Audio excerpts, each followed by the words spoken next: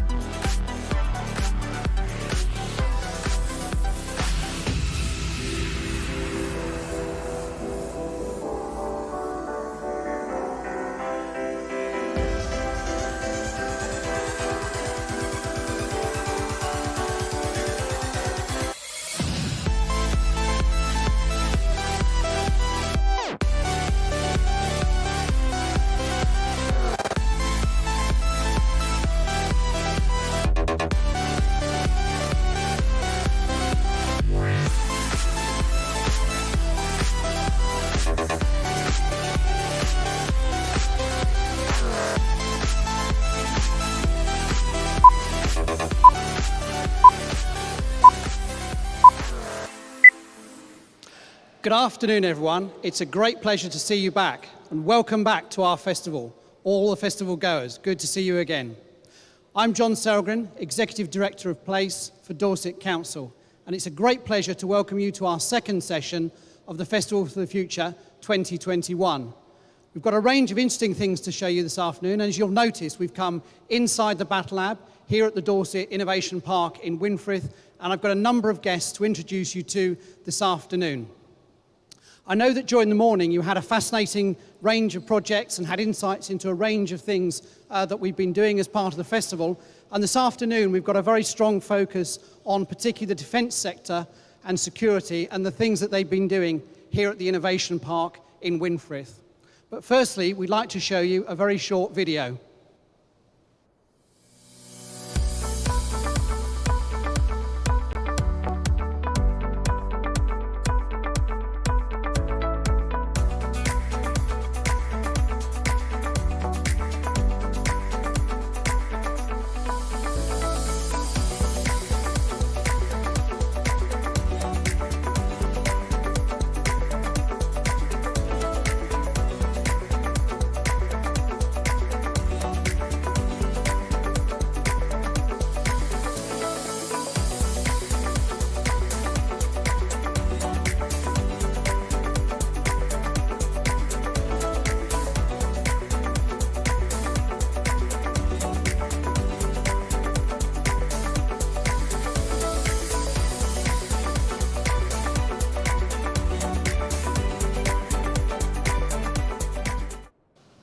So I've now got with me Councillor Tony Ferrari, who's Dorset Council's portfolio holder for economic development, and has been very deeply involved with this project for a long period of time.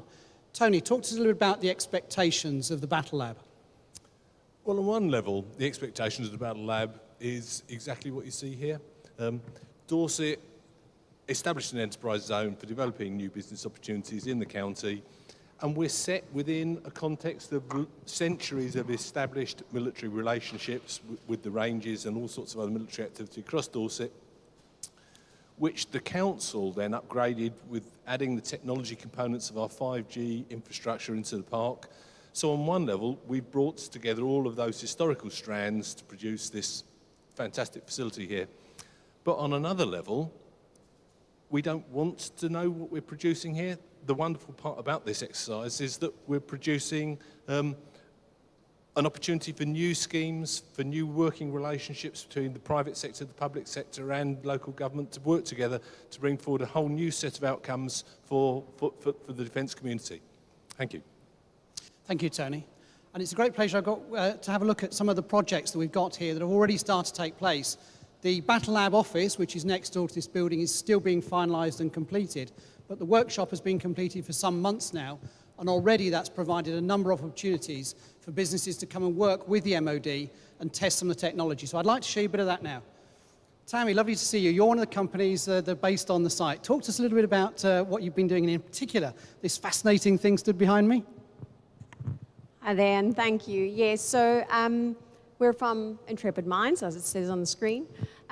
In front of you here, you have our fixed wing 3D printed drone, and effectively it's designed to, this is actually a 1/3 model, so it's actually designed to house jet engines, but it comes in a variety of models with a variety of capability.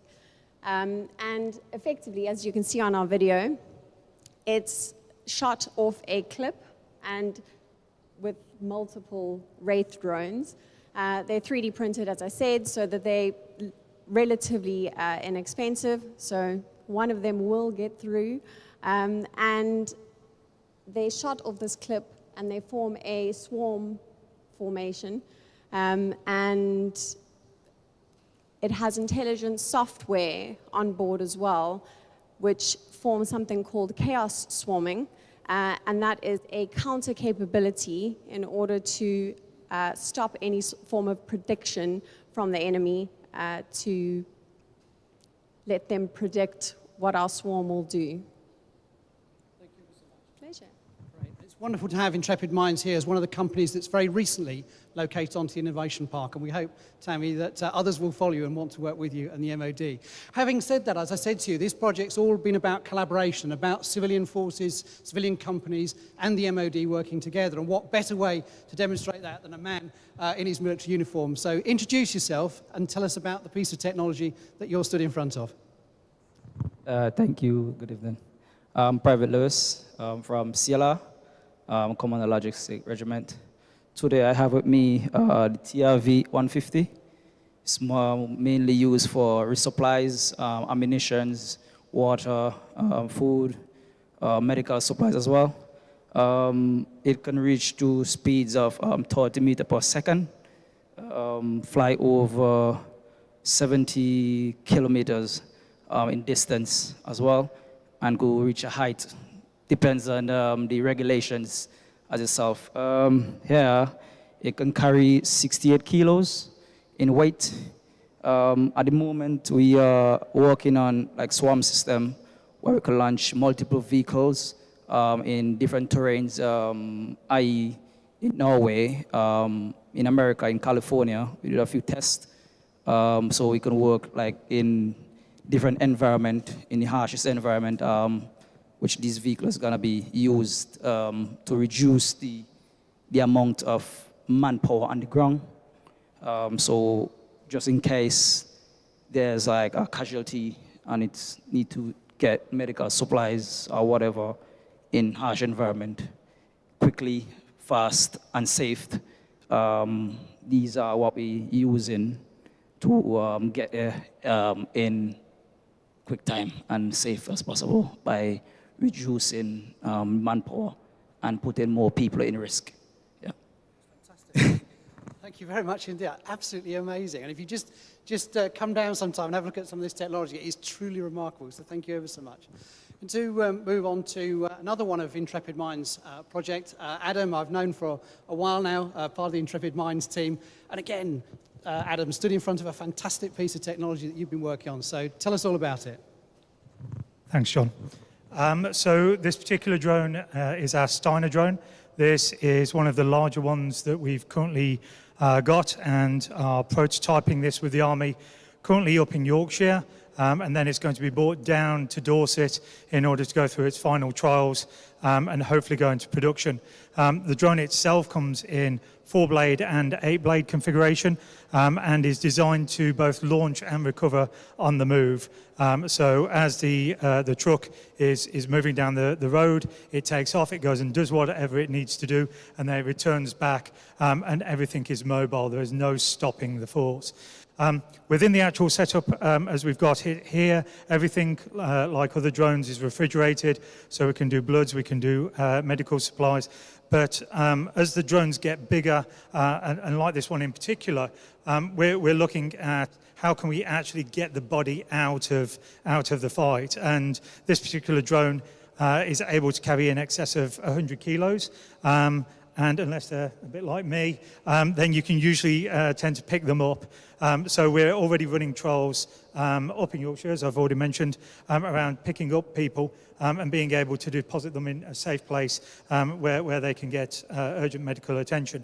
This is obviously going to have a knock-on effect, and we don't just do this for defence, but within civils. We're obviously on the south coast, so there's a potential opportunity for things like the RNLI, people out at sea, man overboard scenarios, those types of things, where we can do these types of things, and also the visual analytics. So visual analytics of spotting somebody on the side of a mountain or injured or whatever is no different to the visual analytics that we would perform for identifying crops that have gone a little bit rotten or have been a bit diseased and things like that. So again, there's knock-on effects where the agri-tech that we're going to be bringing into the area as well is going to be supplemented with all of this. This obviously for us is a good story to tell because it means that, and we've talked about this several times, new jobs to the area, right? This for us is an expansion from our current site, and it means that tens, hundreds, potentially, jobs could be created down here. That's fantastic, Adam. Thanks ever so much indeed. Fascinating to see how the application of new and modern technology really at the cutting edge and absolutely inspiring the things that you're doing to Intrepid Minds. So thank you for giving up your time. As I say, the BattleLab is all about working very, very closely between civilian companies based locally and with the MOD. I'm very pleased that we've got Colonel Tom Ryle with us this afternoon. Tom, as a colleague, has joined us on this project from the Navy. The Navy have some aspirations to develop a BattleLab of their own here in Dorset. And Tom, I think you're going to talk us a little bit about how you see the BattleLab helping the Navy with technology application in the future. Yeah, absolutely. Thanks, John. So it's about defence. So the BattleLab's here. So the BattleLab itself is about industry. So it's industry's ability to get at us, defence as a customer. It makes us easier to get to instead of having to go onto a military establishment, which can involve a few circuitous routes in terms of pass applications and everything that goes with that. It presents a single forum where you have the Army, the Navy, and the other elements of the armed forces to articulate their issues, their concerns, or their challenges to industry, and industry can therefore address those in a slightly more efficient and dynamic process. The threat is dynamic, the threat is diverse, and so by being better aligned, better joined up, and therefore better understanding each other, the aspiration is for a better product and a quicker product into service for defence and for the country. Thanks, Tom. Really, really fascinating. And just talking about the work you're doing in terms of the BattleLab here and some of the projects that you've been working with with the team recently. So numbers, have you seen in July when this facility first opened, the Royal Marines ran Autonomous Advanced Force 4, so like the TRV-150 drone that you saw earlier, the ability to swarm up to 4 of those on one set of software to provide that resupply that was touched on earlier, to provide ammunition or to provide casualty extraction. That was the first time you had a swarming drone element incorporated into what was an innovation exercise effectively. At the same time, you had other assets, be them floating on the surface, flying or moving on the ground, linked through a 5G network from as far as down here in Dorset up to Northumberland and equally at one point down to Australia as well, all bridged over 5G. So Defence recognises that's an option for the future. Exercise series like the Autonomous Advanced Force 4 exercise, and soon to be 5 as well, are ways to get after testing ideas, concepts and theories to see if they do actually work, where they don't work to reassess, readjust and then look to improve them in the future. And Tom, you spoke about that 5G connectivity. That's obviously a key part of the project. And one of the things we've done here at the BattleLab is to link the Rural Dorset 5G Innovation Project to the BattleLab. Just talk to us a little bit about what that means for the MOD and for the BattleLab and its connectivity. Yeah, so I think, as I said, that's an aspiration. We recognise that's a growth market in the future. We should have 5G connectivity across the entirety of the Low Earth Range area in due course, so that's 5,000 acres of ground, 14,000 feet of cleared airspace, and then into the littoral environment as well. That 5G network will allow us to test, iterate, and redesign products to operate on those networks. So having that secure connectivity and that reliable connectivity on those ranges at the 5G network is fundamental. Great. Thanks so much, Tom. Really, really appreciate it. So as you've heard, 5G connectivity, really important to the delivery of this project. You've heard very clearly from Tom how that's shaping the MOD. And we're going to look a bit more broadly now at 5G, because of course that connectivity doesn't happen without the network capacity and the network provider to do it. And on this project, we've been partnering with Vodafone. I'm going to hand over in a moment to my colleague, Colin Wood, who's the project manager for the 5G Rural Dorset programme. And he's going to interview Mo El Habibi, who is our project delivery partner. Colin, over to you. Thank you, John, and it's a pleasure to speak to Mo today. Thank you, Mo, for being one of the partners in the 5G Rural Dorset project. You've been responsible for putting the network inside this building, the BattleLab workshop. Can you tell us a little bit about this network and perhaps why it's different from 5G networks that other people, the public, may have used out there with their mobile phone? Yeah, absolutely. My pleasure. Thank you very much, Colin. When we were thinking about this project in the beginning, we wanted to match the local, regional and national needs of businesses with the global innovation we are doing in Vodafone. And we wanted to build the right 5G solution that can enable businesses to bring in new ideas and new actually innovation use cases that can make use of this level of connectivity. So 5G doesn't only bring higher speeds like previous technologies used to do, but 5G also brings the very low response time, what we call ultra reliable low latency level, which can enable a lot more applications that require this level of instantaneous response. It can also bring a lot more capacity than previous networks, so it can enable a lot of Internet of Things applications that require that level of capacity. But when it comes to 5G, there is no one size that fits all. So 5G comes in so many different ways and shapes, and one of them is the public network, as you touched on. And one great example of this is what we are doing on the back of another work stream in this same project as well, in Worst Metaverse, where we are expanding our 5G network and upgrading it, where anyone can use, if they have the right handset, can use it and can connect to it and benefit from 5G.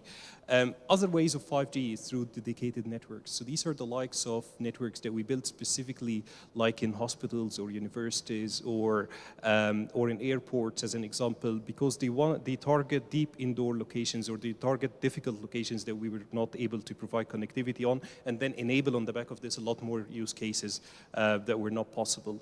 And more importantly, what we did here is private network. And this is a full 5G standalone private network that we have built in this same building we are sitting in right now. This is fully isolated from Vodafone public network. This is fully dedicated to this place. And we thought this is the best way to bring actually innovation in environment in a place like that, because it provides you the level of security, privacy, and all the benefits of 5G, from speed, latency, and so on. The data doesn't have to leave the premises. Everything gets post-processed in this location, so it's ideal setting for people who are looking at a place where they can develop their applications, they can put it to test, they can co-create with other partners in the same place, and then come up with the right ideas, and then take it outside of the building for scalability on the public networks or on other means of networks. So hopefully this is what we want to achieve with that network, and hopefully that 5G standalone network is going to be bring in the benefits realization piece that we're aiming for. Okay, thanks, Mo. And this is an R&D project, so this is not a rollout program. So what are the key learnings that Vodafone has taken from being involved in this project, this £8 million R&D project sponsored by the government? So when it comes to 5G, the value chain of 5G is very large, right? So it's not like one-man show where actually someone will deliver connectivity and that's it, right? It's not just about connectivity. Connectivity is very important. It's the enabler of all the 5G applications they need to run. But it's also about this ecosystem of partners that can come together and deliver to the value chain. And that's what actually was very obvious in this project. We were able to gain access to local data center providers. We were able to gain access to the council, direct support. We were able to gain access to multiple technology companies in the area and application developers. And that was brilliant. When we all come together, actually, we can think about things much better. We can partnership together and collaborate together more so we can achieve better. And obviously, that was part of Vodafone's strategy in 5G from the beginning, and that project managed to confirm that kind of strategy for how we want to target 5G. Yep, so you talked there about collaboration with the 5G ecosystem. Can you tell me a little bit more about how you've approached working with businesses, both local and perhaps regional, as part of this project? Yeah, when it comes to 5G, it's very important that you actually want to talk to the people who are close to the problem, want to talk to the people who know what challenges can be fixed by 5G. And when you deal with local companies and businesses, SMEs and startups that are actually into technology, who get to deal in different verticals with the end customer, they can tell you a lot about how these verticals are impacted by day-to-day issues. And then actually start thinking with them. So you start with that challenge, with these challenges in mind, and actually you start co-create with them, together with the end user as well, on, okay, what are the use cases that we can bring in, making use of this level of connectivity that can change these challenges, that can overcome these challenges, and can bring benefits to the wider communities. And then actually, once you know the use cases, you start working with them to shortlist these number of use cases that are relevant to their industry, and then you start saying, okay, now what is the right network to enable this? And that right network is what we come actually to, where we start building the right framework, whether that's public or dedicated or private networks, and with all the means, or a combination of all, or Internet of Things networks, and actually bring the whole ecosystem that can support that. Great, thank you, Mo. It's lovely to speak to you again. And I think I'm handing back to John now. He's going to be speaking with Gordon Fong. Gordon has a business which is based over the grass, just over there. He's going to be speaking to him about the work that Kim Sell's been doing to enable this building and some of the wider facilities to happen. So over to you, John.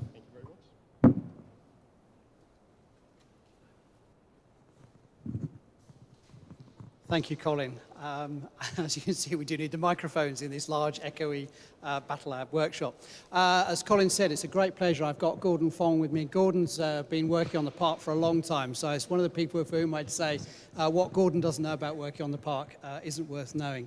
So, Gordon, as we've heard this afternoon, we've been talking a lot about defence, we've been talking a lot about digital, but I think there's a third D that you want to talk to us about. Yeah, before I move on to the third D, let me first say Dorset itself has a proud history in defence, what with the Royal Signals in Blandford, Lulworth Camp, Lulworth Rangers, Bovington and the Armour Centre, but also with defence contractors like Atlas Electronic on a Park, Kinetic and also BAE Systems. With regards to digital, in a recent Tech Nation report, Bournemouth Dorset was cited as the fastest growing digital economy in the UK. So there's a proud history in digital there as well. And wasn't it Tim Berners-Lee used to live in Wimborne up the road and worked in Siemens Plessey? So, but I think that the digital landscape, especially with the agencies within Bournemouth and Dorset, they're changing away from purely web agencies. A lot of them are specializing in mobile apps, e-commerce, user experience and strategy, and so on. And last week I spoke to an MD of a local company called Passenger. They've written a mobile app and a system that works with their clients, such as transport companies and bus companies.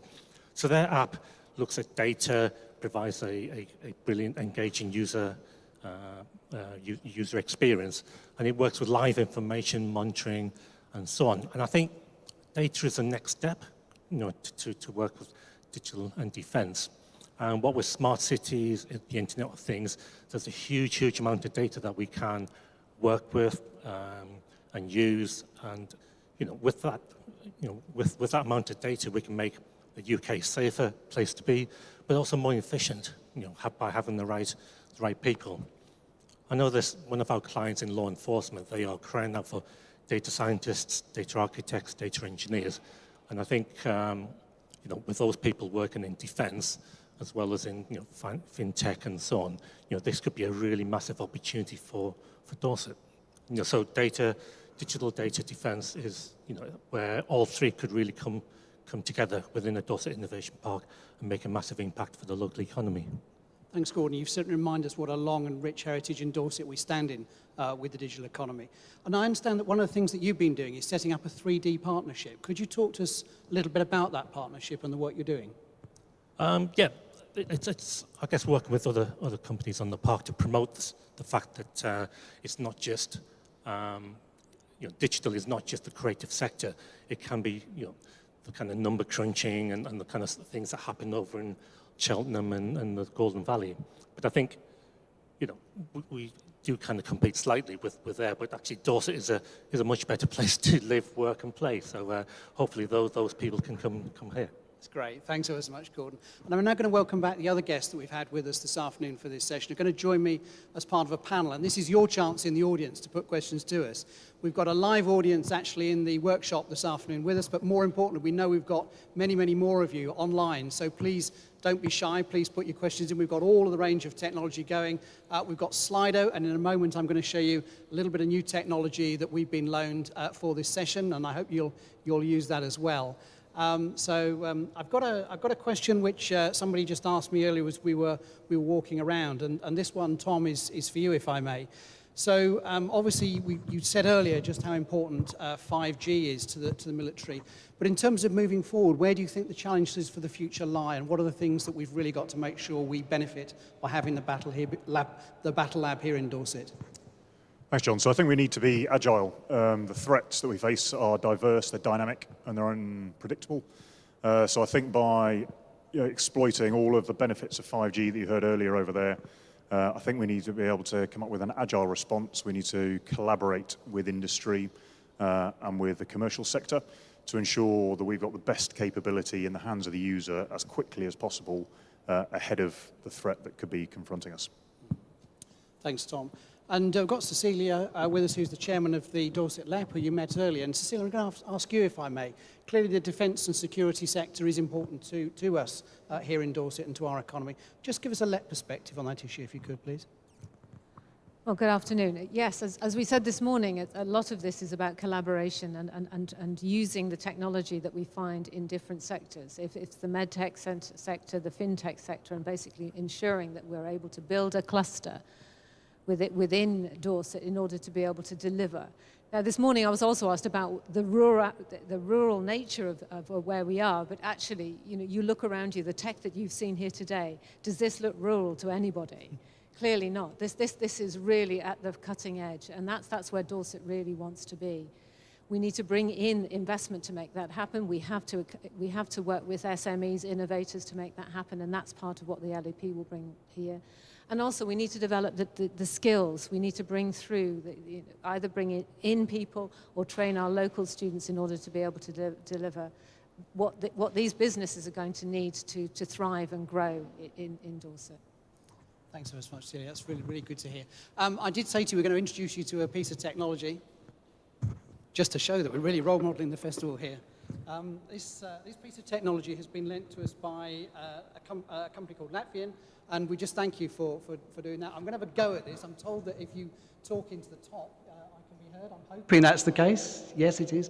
Good, not too loud. Get back. If I may just come back to Councillor Tony Ferrari. Tony, in terms of the sort of next steps on the Innovation Park, how do you see things opening up now that we've got the BattleLab landed on site? I was hoping to use a little toy. Thank you. We have the Army BattleLab.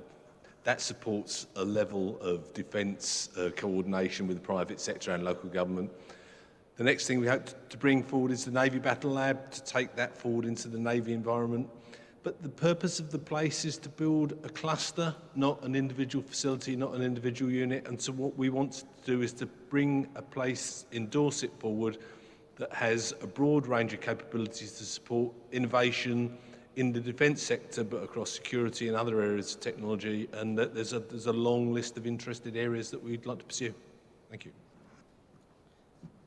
Thanks, Tony. This is like one of those school playground games, isn't it, where you sort of pass the ball around and speak when you do. I'm going to put the next question to Colin. So, Colin, we were looking at a part of the 5G project this afternoon, but only one part of it. Just talk to us a little bit more about how the project here at the Innovation Park fits into our wider aspiration for a fully connected 5G Dorset. Yeah, thanks, John. So the indoor network that I've spoken about today is just one part of the 5G Rural Dorset project. There's also an outdoor 5G network at the park, which is enabling innovation and companies to work together to assess both the threats and opportunities that 5G presents.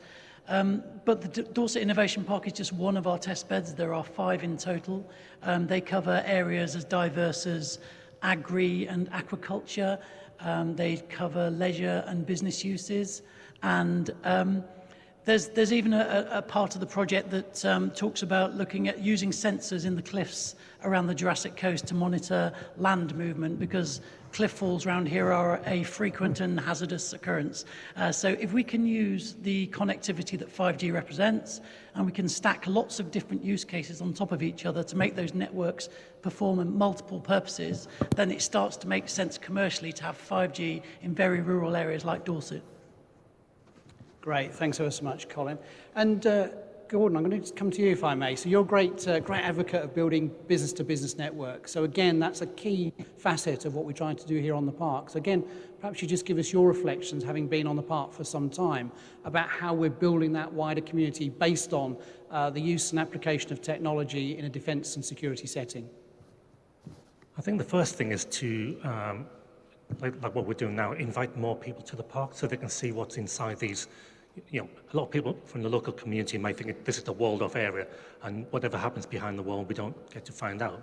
But I think reaching out to the local community, being a part of the community as opposed to being apart from the community is really, really important. You know, sharing information, sharing photographs, sharing projects, case studies, use cases, and so on with the local community and businesses will get them to think, okay, there's a bit of FOMO here, fear of missing out. We need to turn up, start asking questions and joining in. I think we all have our little bit to share the good things that's happening in Dorset and be really, really positive about these things. That's brilliant, thank you. And I'm just looking out for our organising panel to see if we've got questions coming in from outside. Surely with all of the fascinating things we've been sharing with you this afternoon, we've got some questions that we can share. So I'm told the first Slido question's coming in. Yes, thank you. We've got a question from the remote audience. Can R&D learning from the 5G Rural Dorset programme translate into economic opportunities for business in Dorset? Feels, if I may, Cecilia, that one perhaps for the left. Can I come to you? Can I use this? So you're talking, how can we make 5G into an economic? Again, if you look across what you've seen here, these technologies, although they're being developed often with a specific application in mind, all the innovation that goes behind these, all of the technology and the skills that are learned can be translated into other areas and into other businesses. And those businesses then will be able to build the growth that we're talking about here. You know, often technology developments do start in a very, very tight field. What we need to do more of is what Gordon was just describing, is make sure that people talk to each other, that a technology developed in one area is translated into another, because it's through that you will be able to then generate new businesses which will bring growth, jobs, and economic prosperity to the area. Thanks, Cecilia, that's fantastic. I heard that Slido is now going some out there, so can I have the second Slido question, please? Got another question, again about 5G. Will Dorset get faster deployment of commercial 5G network as a result of the 5G research programme? Gosh, that sounds like a technical question. I'm going to hand that to my colleague, Colin. I'm sure he's well placed to answer that. So to some extent it already has. Part of the project has been to build publicly available 5G networks, and that's what Vodafone have done elsewhere, not in the park, but elsewhere at Wortham Travers in Purbeck. It is an R&D project, though. It's not a rollout project. The project exists really to build the business case for the rollout of 5G networks in rural locations like Dorset. So traditionally, that's been difficult. 5G networks, 4G networks, 3G networks have been put in places where most people live. They have handsets and they tend to be urban. But 5G is different. It offers opportunities to look at not how many people are in an area, but the devices that are in an area. So they could be IoT sensors, they could be drones, they could be anything that you can think of. And how can you connect hundreds, thousands of devices to one network? That starts to make sense commercially for mobile network operators. And that's what we're looking to do, is create a blueprint for the rollout of 5G in rural areas across the UK. Thanks, Colin. And the next question, please. This one's about Intrepid Minds, so I don't know if we've got somebody that's able to pop in. Have we lost? Tell you what, pop the question and we'll see what we can do. It was just wondering what the next exciting project was that they had planned. I think people were excited seeing the drones probably, and want to know what exciting stuff we've got. Intrepid Minds, yeah, they certainly have. So they were showing us, we had a visit here a couple of weeks ago for some local dignitaries, and Intrepid Minds were doing just that, expanding our minds with some of the other projects that they've been working on. So I think we've got Tammy on the line. Tammy, are you going to answer that question for us? Thanks. Yes, so we have a lot of projects in the pipeline within defence and outside of defence. So we have projects with the Army, the RAF, the Navy, the Royal Marines, and I'm sure that everyone here can appreciate that we can't really go into any more detail than that. But yes, we have loads of exciting projects in the pipeline. Yes, as somebody said a moment ago, we certainly are working at the very cutting edge. So although a lot of this is the application of civilian technology into defence usage, clearly there are some security considerations, which, as a serious point, is one of the reasons why this is a secure site here at Winfrith, and that's one of the reasons that many businesses find it an attractive location to work from, working alongside our MOD colleagues. Now, I'm just looking out again. Are there any more? Yes, I've got one from the floor. Thank you, sir. It's great to see all the potential opportunities for small and medium-sized enterprises to work in the BattleLab and try out new projects and products. Does the Army or Royal Navy or Royal Air Force have a shopping list or something more sophisticated than a shopping list of the sorts of things it's looking to try? Feels like one for Tom. Probably. So in a nutshell, yes, to a varying degree. There are a number of different workshops that get run, both certainly in the Navy, but equally I know it does in the Army from my exposure up there, in terms of challenges. Equally, we partner with the likes of the Defence Accelerator and Security Accelerator. But equally, that's exactly what this place is about. This is about creating that shop front, that window, if you like, where particularly SMEs, so the smaller end of the market, can get exposure to us as a customer, understand where our pinch points are, where the challenges may be, and where those options that they may be able to bring to the table to assist. You know, we're in the pace of technological advancement, as we all know, is increasing exponentially. You know, so that window to get hold of something and regain and gain the competitive edge is ever more acute. So for that reason, and that reason alone, that's why I'm pushing the BattleLab as a concept for defence. So we as a customer, you know, the SME, the challenges aren't articulated to industry 3 different ways, perhaps 3 different weeks apart by 3 different parts of the military. We can have a single voice, a joined up set of demands, I suppose is probably how you place it, and it's an easier process for people to engage with. And Tony, if I'm going to come to you on that question, because clearly the aspiration at the BattleLab that Tom has just described does fit well into the wider aspiration to grow our economy in Dorset, as Cecilia was saying in response to the earlier question. So Tony, I wonder if I can come to you on that point. Thank you, John. The purpose of the Innovation Park is to bring business, skills and employment to Dorset. And if we brought an innovation park that looked like every other innovation park all over the country with a bit of support of this, we'd make no progress because we'd just be like everybody else. This park is very special. It's very special because of its focus and its intention to deepen the support for a specific set of businesses and end customers, the defence end customers and security industry end customers. So it's not a standard enterprise zone to develop business, but it's a very specific opportunity to develop skills in this, skills, jobs and employment in this very particular area.